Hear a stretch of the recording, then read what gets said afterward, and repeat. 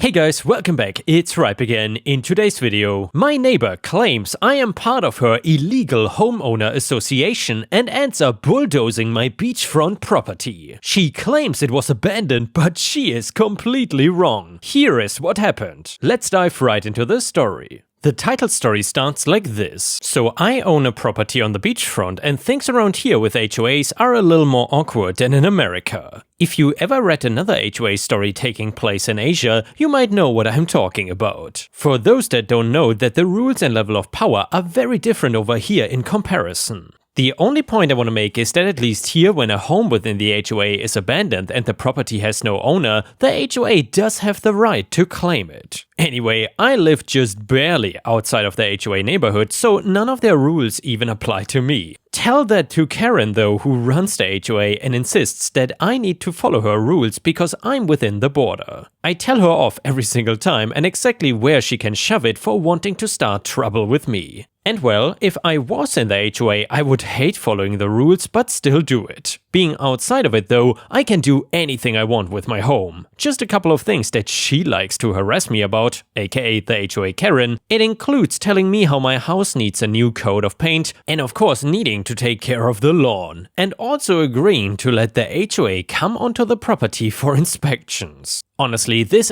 HOA Karen was a witch and I was not the type of person to back down and give into anything she wanted. Still, she liked to cause me grief every single time I came across her, to the point that I was honestly ready to file a lawsuit to keep her away from me. Instead, I held off on that and found that for work I was gonna have to be away for 2 months. Business travel was nothing new for my job, but 2 months was kind of pushing it for the longest amount of time I go away. A week away is a pretty common occurrence, but honestly, 2 months away from Karen sounded perfectly fine to me. I only wish that it was a vacation and not 2 months of dealing with work and being stressed out from it all. By the time the 2 months ended, I was more than ready to get into my favorite chair and turn on the TV. I pulled up in a taxi to my property and found that my house had been destroyed. I could even see that there was still cleanup needing to be done from the bulldozing of it. I was furious and also extremely upset because a beachfront house is not something I can easily just get a new one of. I went to try and find out what happened to my house and any records of it being destroyed or something. I did not even think about Karen until I was shown the paperwork of the HOA claiming it was an abandoned building and them taking it over. I wasted no time going to look for Karen and giving her a piece of my mind. I was past angry and wanted to take all my frustration out where it belonged, which is on her. Me, you bulldozed my house, what the hell is wrong with you? Karen, it was clearly abandoned by you. A nice beachfront shouldn't go to waste and the HOA can make great use of the land. Me, it's my land though. You cannot just destroy my home and then think you can actually get away with it. Karen, if you know the HOA did it, then you also know we filed the appropriate paperwork. If you go on that land, you will be trespassing and I can and will have you arrested.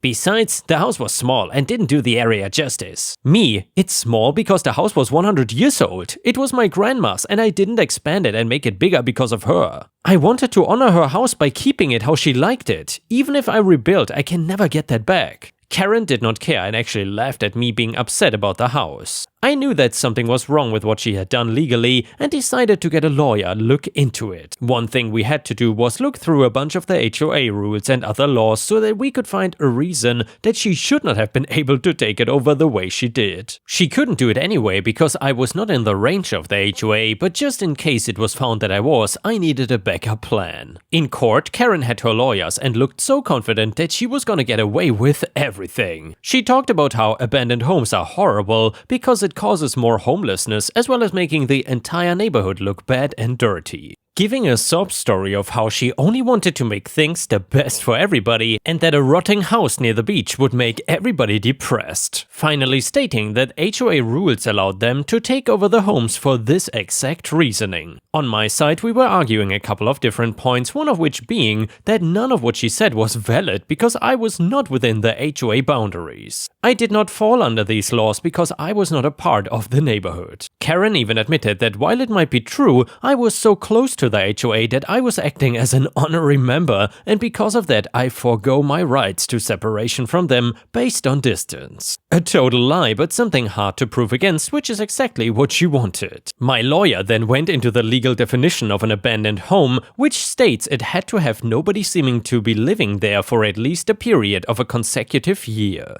I was only gone for 2 months for work, so it clearly didn't qualify. Also, since the home was still full of my personal belongings, it could be easily assumed that I would be returning to the home. Finally though, we pointed out that in order for an HOA to claim a home due to abandonment, they had to make a legal claim they attempted and failed to reach the previous owner. I was easy to get a hold of during those 2 months, so it was clear that she had lied and signed legally binding forms. She was found guilty, and I did not realize that signing those forms when she knew the information was false was a serious offense. She was sent to prison for that and for trying to steal my property. She was going to have to pay me $400,000 in order for me to restore my home, as well as paying for me to stay somewhere until my house was rebuilt and livable again. I was still angry because I could never get the original house back, but I'm glad that she learned her lesson. Due to the issue with Karen, the HOA shut itself down a couple of weeks later because she had stained their name so badly. And yeah, Ripe Stars, I'm curious, would you ever like to be an honorary member of an HOA? I would happily refuse that offer. Either way, if you enjoyed the story, please don't forget to like the video and maybe even post a comment, because that would make Disney and me very happy. Thank you so much. The next one is titled, New Neighbor Pretends to be Disabled to Park in My Driveway. So I live in Poland with my husband, and we have owned our current house for a handful of years now. It's not a particularly big place, but it's cozy and in close proximity to stores, restaurants and the like, which makes it perfect for us. My husband works during the week and I do some freelance work on the side just to keep myself busy. I also clean up the house and do most of the cooking because I love to cook, and I try out recipes that I find online. Everything was going great for those first few years and we did not have any complaints. Earlier in the year, we got a new neighbor next door named Karen. She seemed friendly and overall pleasant and used either a wheelchair or crutches to get around. I did not ask her what had happened right off the bat because I didn't want to be rude, and I assumed she would tell me at some point if she wanted to. We welcomed her into the neighborhood with a bottle of wine and some homemade brownies, which she seemed to appreciate. I ran into her from time to time while gardening or when I went to run some errands.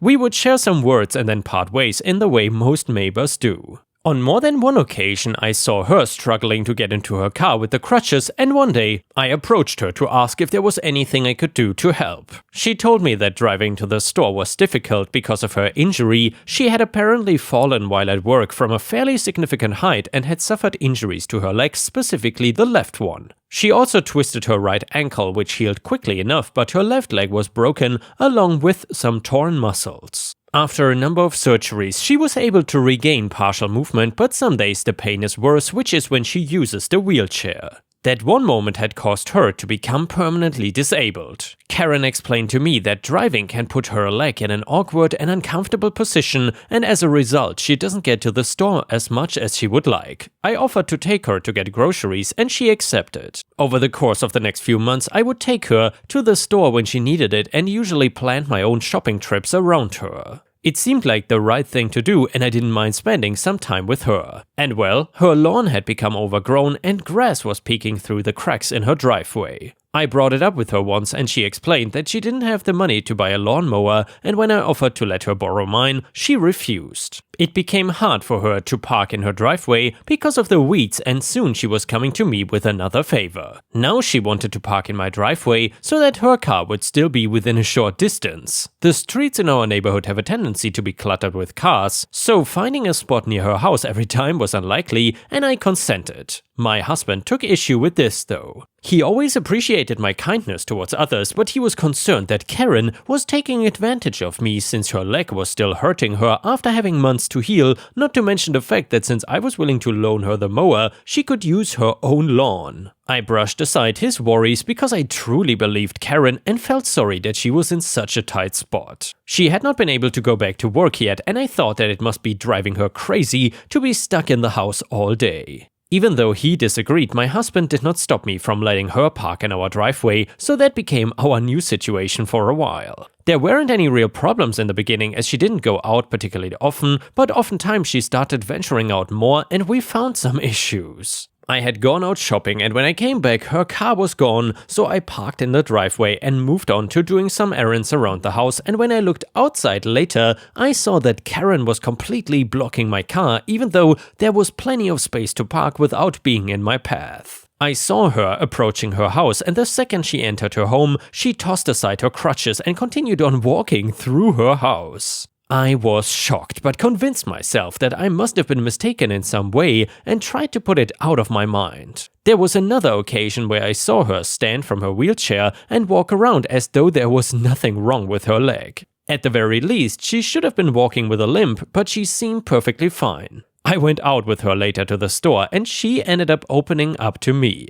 She joked around about how she was cheating the system, and when I asked her what she meant, she explained that she took advantage of her injury. Karen recovered after a period of time, but told everyone that she was still injured in order to extend her time off. The biggest problem was that I now knew that she was scamming the government by getting paid leave due to a work-related injury. I considered reporting her, but I honestly wanted to keep myself out of her business, so I instead decided to not let her park in our driveway anymore. I went over to her house and told her that I didn't feel comfortable with her parking on my property now that I knew she wasn't actually disabled and could therefore park on the street with no issue. She became furious and began shouting at me, telling me that I needed to let her park there or else I would regret it. I saw through her threats and continued to stand firm. My husband ended up coming outside when he heard the yelling and backed me up since it was his driveway as well and had the right to make a decision about who could and could not park there. Karen just got increasingly more heated before pulling out her phone and calling the police. My husband and I sighed and got comfortable as we waited the officers. They eventually arrived and I think it was pretty clear who the crazy one amongst us was. Karen kept saying that I had assaulted her and tried to take her crutches away from her, but I denied it. She did not have any proof and my husband was there to vouch for me, along with a neighbor across the street who had heard the shouting as well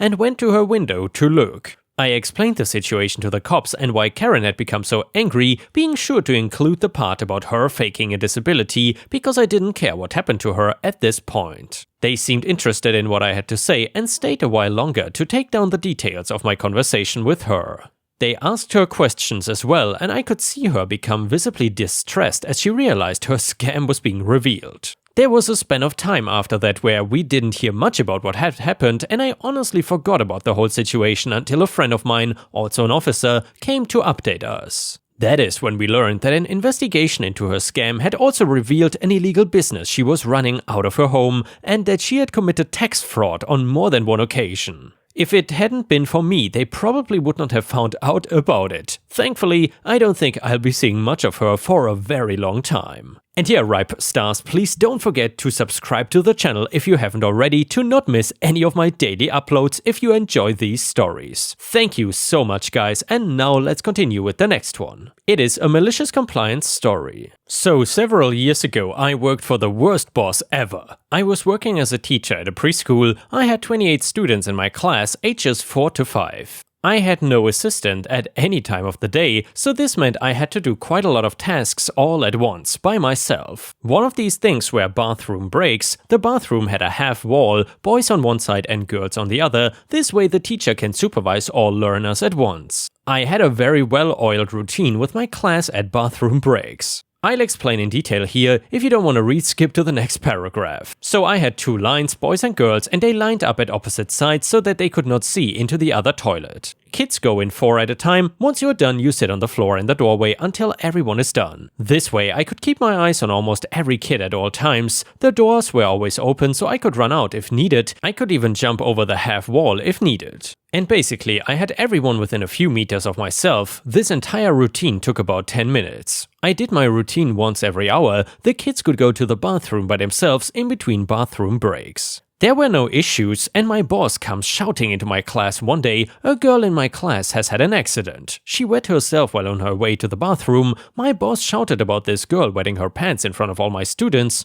who were meanwhile having free play. The kids were all silent. She screamed at me and I just tried to explain that she was on her way, she just didn't make it and our next bathroom break was in 10 minutes. She continued shouting at me. I waited for her to finish screaming and asked if the child who wet herself had been helped to change. She says no, I have to go do it. I cannot leave my learners unsupervised, so I ask of her that she could please keep an eye on my class while I change the student into dry clothes. She looks me in the eye and says, "No. Your whole class is having a bathroom break now, and from now on, you go every 20 minutes. Bathroom break, the whole class every 20 minutes, she said. I just nodded my head and told my learners to pack up time. She said to leave the class as is and go to the bathroom. The kids line up at the class door, then we walk outside a few meters to the lockers. We line up again while I collect new clothes. Then we walk to the bathroom and do the routine as above, plus I need to change my student into dry clothes. It was a nightmare. I checked the clock when we left and made a mental note to come back in 20 minutes, and I did, every 20 minutes. The problem is the bathrooms get cleaned every 30 minutes, so oftentimes we would have to wait outside because the bathroom was wet. Other classes needed to use the toilet, but we were constantly in there. We walked to the toilet and just walked back if no one said they needed the bathroom. By the end of the day, they were so sick of going to the toilet. 1 p.m/ish. The next morning we continued the routine. That meant that sometimes parents came to drop off and there was no one to welcome them or watch their kid. Or that parents were still trying to do a handover and then it's been 20 minutes, so it's time for bathroom break.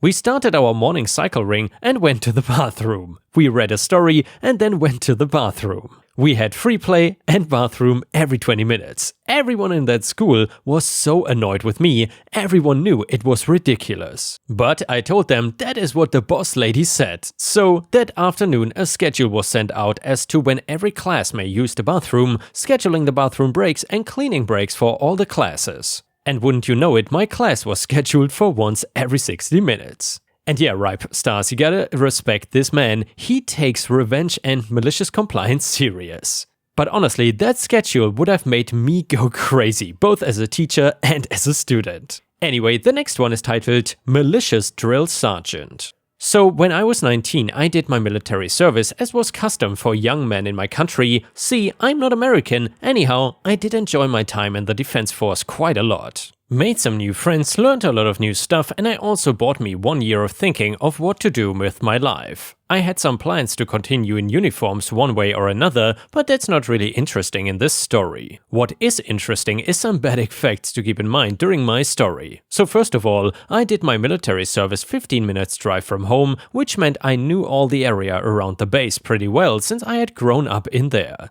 I'm also that kind of person that will ask questions to learn more and who will always try to put in my best effort to everything I do. And also to learn the rules. As a new recruit, there's a ton of things to learn, how to dress, how many buttons to button, and so on. Shaving off the hair is encouraged but not mandatory, the same goes for facial hair. Personally, I enjoy having a bit of hair on top but shaved on the sides, and here my antagonist enters the story. One of the 3 drill sergeants that was set to teach us the basics of soldiering, I was quick to learn the ropes, maybe not the most fit of the recruits, but certainly not the sloppiest either. Every morning we would line up for inspections and the drill sergeants would inspect each and every one of us recruits, often finding small defects to complain about, sending us away to correct. And each time it happened I would always smile and say, "Yes sir," and go and correct it. Knowing there was nothing to correct, it was just a way to drill us. One of the sergeants, let's call him Sergeant B, always found something to complain about on everyone, and I think it annoyed him that I always smiled. Sergeant B was shorter than average and somewhat rounded, not fat, just a bit chunkier than average as well.